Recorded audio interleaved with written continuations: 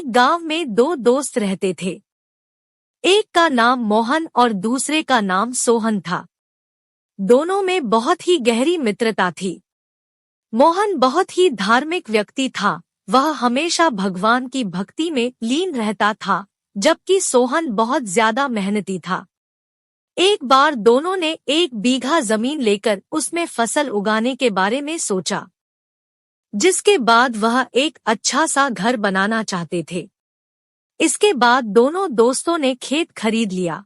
सोहन दिन रात खेत में मेहनत करता और मोहन मंदिर में बैठकर फसल अच्छी होने के लिए भगवान से प्रार्थना किया करता।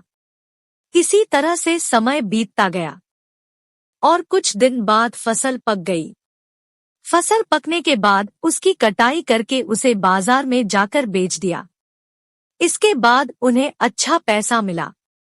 इस पर सोहन ने कहा कि इसमें से मेरा ज्यादा हिस्सा है, क्योंकि मैंने दिन रात एक करके खेत को खाद पानी देकर फसल उगाई है।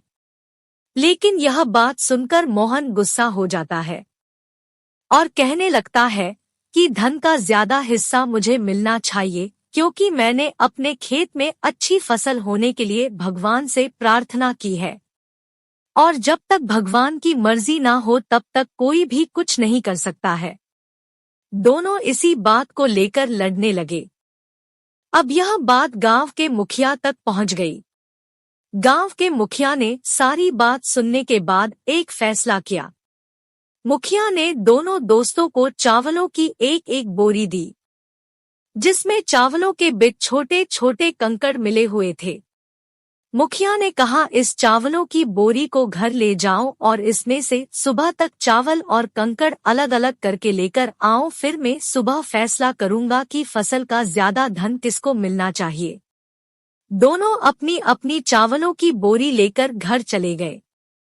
सोहन अपने चावलों की बोरी को खोलकर उसमें से कंकड़ अलग अलग करने में लगा गया।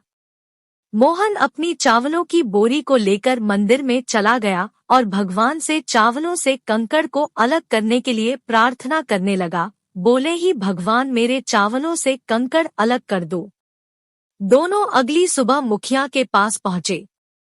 सोहन ने तो पूरी रात जागकर चावलों से एक करके सारे कंकड़ अलग कर दिए। इस पर मुखिया बहुत खुश हुआ और मोहन ने अपनी बोरी मंदिर से ले जाकर ऐसी की ऐसी मुखिया के सामने रख दी और मुखिया से बोला, आप बोरी को खोल कर देख लीजिए, मुझे भगवान पर पूरा विश्वास है कि इस चावल की बोरी से सारे कंकड़ निकल चुके होंगे।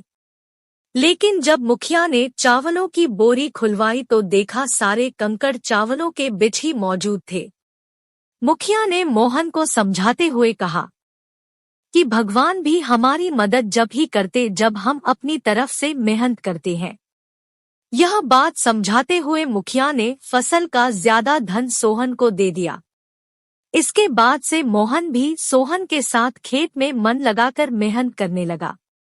इस बार इनके खेत में और भी ज्यादा अच्छी फसल हुई।